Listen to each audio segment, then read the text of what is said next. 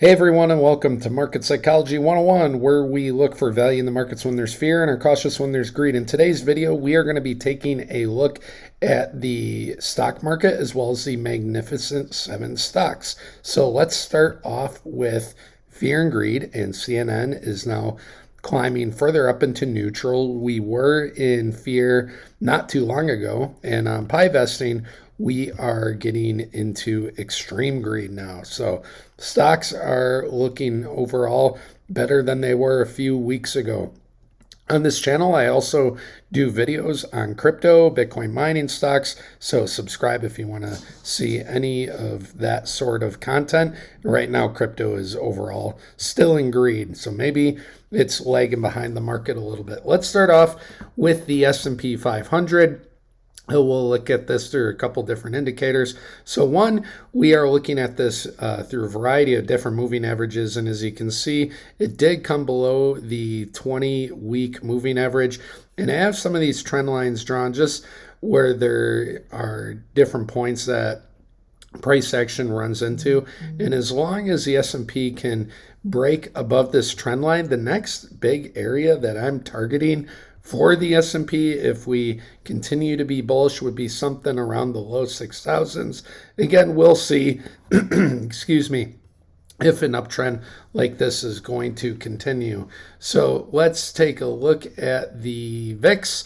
And the VIX, we had that recent spike, the third largest spike since the great financial crisis in 2008. You can see the dates at the bottom of the screen. So COVID crash, GFC, and then we had this big spike. And I think this is sort of a warning shot for things to come in the future. Now, as far as when, I don't know. But with the yield curve getting close to uninversion, it did just invert and peak its head above the zero line not long ago, but then it came back down underneath this. You can see that's the 200-week moving average. Came back down underneath there, so maybe we're going to be bullish in the short term. And then by the time the Fed is going to do rate cuts, if that is going to be in September, and the degree of which they cut rates, whether it's 25 basis points or 50 basis points, I think will tell us a lot about where the market's going in the medium term. So on this channel, I like to take a look at stocks through an investor lens, look at whether prices are good to dollar cost averaging now, take a look at different indicators, see if we can find ways to maximize the value of our investments. VIX divided by the VVIX, so the VIX is the volatility index. When you divide that by the volatility of the VIX, we are still relatively low here and in a downtrend. And what that means when you do the VIX divided by the VVIX, when we're going down here, it means the S&P and stocks overall are going up. So I rather buy up here when this is spiking, same with the VIX. And then when we get red, and you can throw on something like a buy or sell signal here, when it shows confirmation that, yes, we're going down, tends to mean that the markets overall will start heading in that direction. Unemployment still above 4%. Quick look at crypto. And as far as on the weekly, we do have this weekly doji candle. It is trying to get above resistance of the 50-day moving average. You'll have the 100-day too. If this is just lagging behind what stocks are doing a little bit, I wouldn't doubt if crypto goes on a little bit of a mini run here. Another thing I look for is just the Bitcoin dominance. And right now, Bitcoin dominance is extended a bit from the 20-week moving average, which it likes a lot. And if dominance was to come back down here, you could see alts have a little bit of a pump, and a lot of hopium and greed might creep back into the market. But again, it's what it's going to do when it hits the 20s. Is it going to fall further underneath that, make things more bullish for altcoins, or bounce off of that? And if I had to guess, we would just revert back to the mean there, the 20-week moving average, and continue upward. So let's start by taking a look at the Mag 7 stocks. And here on the weekly, you guys can see I drew this trend line from the low to the high. And with that recent sell-off we had, let's put this back on log scale so it looks a little bit better. I think log scale is good for long-term investment minded people like myself and any of you viewers out there. And you can see, actually, maybe let's take a look at this on the daily. That might be more accurate. You can see it came all the way back down to the 618, almost to the 200-day moving average. And the 618 was right at around 95. So if you had any buy orders in at these fib levels, and guys, drawing a fib or a fib retracement, which is this still here, is a good way to look for some areas to possibly buy and get in. So if you like the 0.5 or the 618 here, again, this is drawing a fib from the low to the high. Those were good entries to get in, or even anywhere under the 100-day moving average. So we have climbed up for, let's see, how many days is this? 4, 5, 6, 7, 8, 9, 10. We have climbed up for 10 green days, and we have this doji. Doji typically means undecided as far as where it's going to go. And you see all these wicks kind of building a ceiling here. So I wouldn't doubt if NVIDIA maybe has a little bit of a pullback here, whether to this 121 mark or even the 50-day moving average somewhere around 117. Let's take a look at this through a couple other indicators. First of all, we got to remove one of them because I still use the free version. Let's take a look at the stochastic RSI. So on the stock RSI, I like to take a look at this on the weekly. In something, I would consider this bullish. And by the way, this is something I look for as far as when to dollar cost average in. I add on that buy sell signal indicator before, so you can wait for that to turn green or have that green dot on the weekly. Another thing to look for is when the stock RSI flips blue above orange. Those tend to be good value times to get in overall. It's a good, just a simple way to dollar cost average in. Of course, we have our Fibonacci retracement. You can look at getting in targets there. Our moving averages. You know, you can look for deep value down at the 786 at 86. I don't know if we're going to get 87 or 86 anytime soon. But it does show that on the stock RSI that we flipped positive last week. So right there, that shows me it's still bullish. Now we have gone above that already quite a bit, you know, within the last week or two. I think I read somewhere that this move after this drop is one of the biggest rebounds the market's had in quite some time. So it's one of those blinker, you'll miss it. So it does kind of stink. But again, something that I've seen a lot in stocks is, you know, 10-day rule that after 10 days going up, a lot of times, you know, not guaranteeing this is going to happen. A lot of times we can expect it to have a little bit of a correction, and maybe it's just moving up in waves here. So I would be patient on NVIDIA. I'm not buying it right now. If you would have bought in down here at the 100-day moving average or that fib, I think, you know, at around 100 or below it, I think that was a nice area to get in. But yeah, NVIDIA overall looking bullish, and its former all-time high, it has it here at around 140. That was right around the time of when NVIDIA did the 10-to-1 stock split. So it does have a $3 trillion market cap. And so something for any of you new investors to keep in mind, all because a stock has a stock split does not make it cheaper. So when NVIDIA did its stock split around 1,200, 10-to-1 stock split, I owned NVIDIA at that time. And with the 10-to-1 stock split, I got 10 stocks that were at 120 when it was formerly one stock at $1,200. That's how that conversion works. So you're not getting it for cheaper per se. And if you're thinking that a stock split is bullish, something to consider, guys, is, you know, what's the market doing overall? If the market's bullish, then the stock split should be bullish if it's one of the major stocks. If the market's bearish, then the split's probably going to be bearish. So that's how I see stock splits. And if you're thinking of investing $1,000 right now into NVIDIA, something to consider is if you want to double that money, then you would expect the market cap to go from 3 to 6 trillion if you're going to invest $1,000. So that's why it's good to know about market cap. Make sure that you don't ignore that number. A lot of people think it's a magic number, and yes, it goes up organically over time because factors such as inflation, but do realize, you know, where or how much value maybe to expect in the short term. And again, the reason I made this channel is, to answer one of the essential questions I always have is now a good time to buy? Or what are some ways I can look at charts to signal to me that maybe it's a good time to buy? Obviously, none of this financial advice. These are some factors, indicators I look at. Let's go over to Microsoft. See on the daily, yes, the stock RSI, it's flipping downward. I pay attention to the weekly overall, and you can see this on the weekly overall flip. So not a bad level. It does have that 20 moving average. It does have that fib line at the 236 around 425. But should this start to have a nice uptrend here, maybe you can see here how it flipped, but then just went sideways.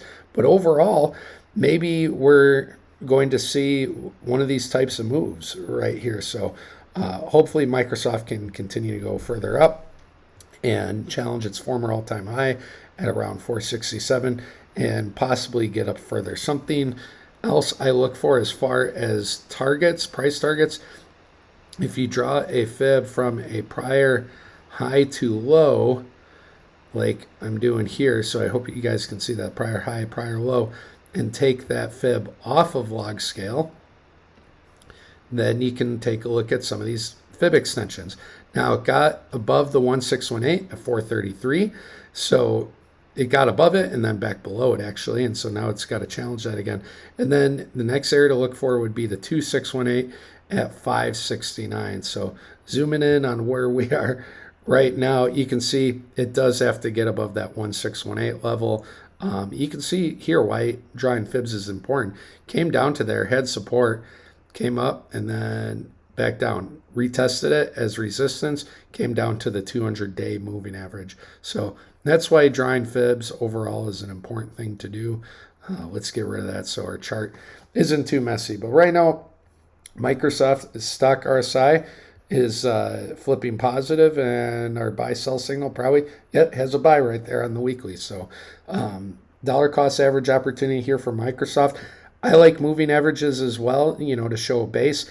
When we bounce off the 50-week, that, in my opinion, means we're still bullish, and we have a weekly buy signal, so this would be confirmation you're waiting for. And we didn't get underneath it. The stock RSI flipped positive. Just to go in the past, guys, look at what happens when we go under this orange line, the 50-week moving average. We can bounce off of it, stay bullish, but if we go under it, that means bearish. Doesn't mean we shouldn't buy and can't get good value here.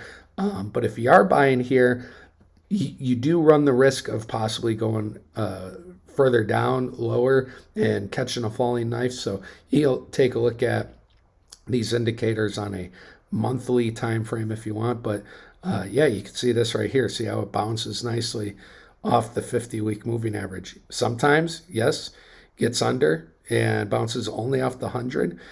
So those, look at that, tag those pretty clearly. So tends to be good areas to find some extra value. Let's go over to Apple. And Apple a couple weeks ago had the buy signal with our indicator.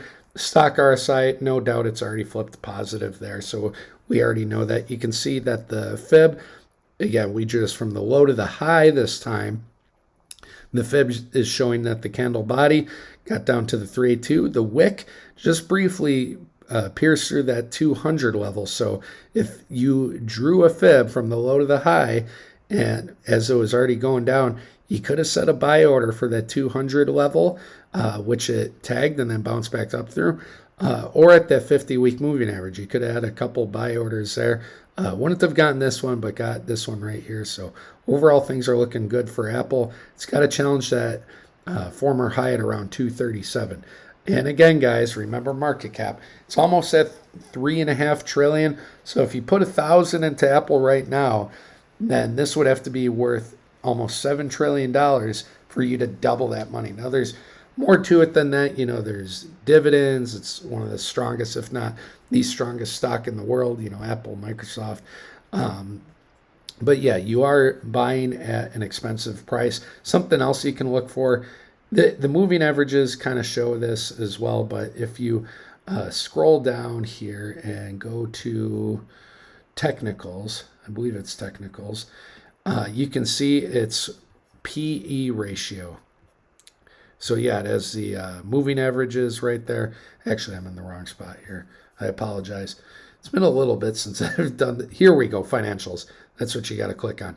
You can see the price to earnings ratio, and a good deep value price to earnings ratio for any of these Mag 7 stocks would be something in the teens. So do keep that in mind. I see recession talks popping up. I don't think it's as imminent as people believe unless the Fed starts cutting rates at 50 basis points or more, and they're doing that every month. If that's the case, then I'll believe that a recession is coming sooner than later. But right now, you are buying these stocks at a premium. So if, or I should say, when a recession comes, whether in a year or two, if these PE ratios start getting into the teens, that's a good time to buy. Now, a lot of times that kind of goes along with the moving averages too. Like when Apple gets at the 200-week moving average, look at this. This was back in 2019. 2020, COVID, look, it stayed at the 100. So if you get to the 200-week moving average, that's all the way back in the dot-com bubble. This is a great financial crisis. Get there below, that's like super deep value. Great financial crisis. You could have got Apple for way less, almost 100 times less. So, just some things to look at and consider or plan for should we get in a down market. Amazon. As far as Amazon looking kind of similar to Apple, came down, touched the 100-week moving average, but you see how the candle body stayed in contact with the 50 and is flipping positive again. So the wick encountering a little resistance there around the 10-week moving average. That's that light blue line. And no doubt it'll probably have some resistance here at around 188. See right here, hit it a couple times, got above, it went down pretty deep, and now it's possibly getting ready to launch back above it again. And should Amazon start to do pretty well and continue to the bullish or to the upside and continue to be bullish, then, okay, this is off log scale, then I would be looking at 255 at the 1618 as a target. So that's what I got for Amazon right here. Let's put this back on log scale just to look at some areas on, if we were to be bearish in the near term. So you can see here, again, this is a 786 100-week moving average, went right through those two and then came back up. So this is a way you can draw fibs and possibly use them as entry points or even the moving averages. You could have a buy order at some of these moving averages and just be patient. So yeah, Amazon, again, if we put on our stock RSI, no doubt it's just flipping positive there as well. So Google, all right, Google finally turning green, and I'm curious to see what the stock RSI on this one would say. So guys, technical analysis, it isn't a silver bullet, but it's good to have multiple indicators that you use to look at things from multiple perspectives. And so if we put on the stock RSI, what do we got here? So we can see we are just flipping positive on the weekly. So if you like Google, probably not a horrible time to dollar cost average in a little bit. Now is encountering a little bit of resistance here at the 20. So is it possible it comes up here and then back down to somewhere to the 50 moving average or its former all-time high at around 151? Sure. You could set a buy order at like in between there, 151 to 155, somewhere in there, if you believe it is going to come back down and tag that. If we take a look on the daily, you see how that's flipping a little negative there, though it's flipped negative multiple times, and all because it flips negative. Here's a good point right here, guys, why indicators aren't everything, and you want to cross-reference stuff. See how it flipped very negative there, and even here, and the price action wasn't too bad. This is on the daily, so that's why I look at longer time frames per se. And you can see how when it flipped down here, it stayed down there for a while. It was moving up here on the stock RSI, but it's still going down. So again, that's why you don't want to use just one indicator, but you want to confirm as well. So let's take this off for a second.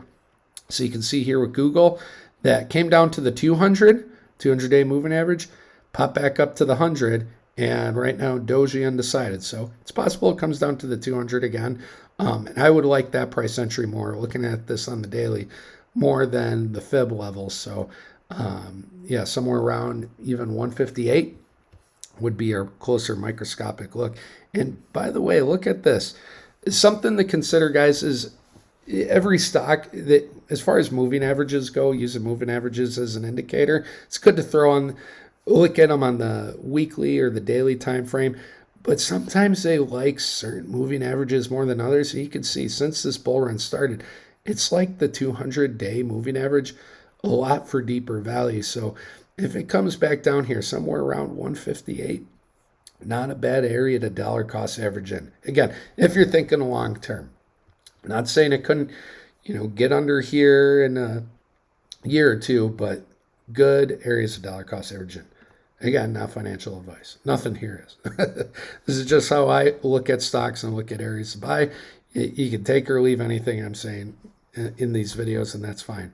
As far as Meta looking pretty bullish compared to everything else. Again, you can see how it ran up at green, just like NVIDIA for a while. And sometimes we can see a little bit of a drawback, but not by much. And it's looking like it might start crawling up again. So we've talked about this in prior videos. This fib retracement, you can see, obviously with the space here, it's taken off log scale. Our 1618 target that we're still looking for is at 568. So if Meta can get to that 567, 568 level, I would not doubt there might be some profit taking, and yeah, we'll see how it reacts there. So right now it's slowly crawling up there, and yeah, we'll see. Should Meta get above there, next target would be something like 864. That'd be crazy. So, but something to consider, less than half the market cap of some of these bigger guys. Now, obviously, Microsoft, Apple, NVIDIA, in my opinion, more useful stocks than Meta. But if you were able to get Meta anywhere down here, you might be sitting on some pretty good profits right now. So last one we'll take a look at is Tesla, last of the Mag 7 stocks. And Tesla, it has turned green recently on the weekly. Let's add on our buy-sell signal indicator. So yeah, it has a buy signal as well. So if you like Tesla, hey, it has a good bounce, good support with the 50-week moving average as well as the 0.5 fib. So right now, you could say, well, that's bullish as far as the moving average, the fib. The one thing that I keep looking at, or that I want to see, you can see this downward trend line. And guys, trend lines are only good for as long as they're good for, and you see this ascending trend line. So we have this giant wedge formation, and if you take a look at this on the monthly, even that move above, it's only in wicks. It's not with candle body, at least not consistently. So if we start to see candle bodies on the monthly close above here, and on the weekly as well, then I think Tesla might have some nice bullish move upwards. So right here, a little bit of a fake out, got above it, never really got away from it, and came back down. So, maybe it's getting ready for a big move up, so regardless of my bias against Tesla, it's not a stock that I love as an investor, at least not at this price right now, and not at this market cap for what the company is. But as far as the stock, it's one of the stocks out there that's most heavily traded as far as calls and puts are concerned. So that can oftentimes drive the prices of these stocks up more than they should be. Something to keep in mind. NVIDIA as well, that one is heavily traded too. So yeah, Tesla, you have some bullish things here to look at. So anyways, guys, hope you enjoyed the stock video. Thinking about maybe doing a live stream tomorrow on all things crypto, seeing where we are at in the short to medium term time frames. Obviously, it's more of a crypto channel, but I like talking about stocks as well, just because crypto, it's very volatile, and I like to roll my gains over from crypto into some safer, less volatile long-term stocks. That's kind of how I play those two markets together. So anyways, thanks for watching, guys. Have a great, wonderful day. Take care.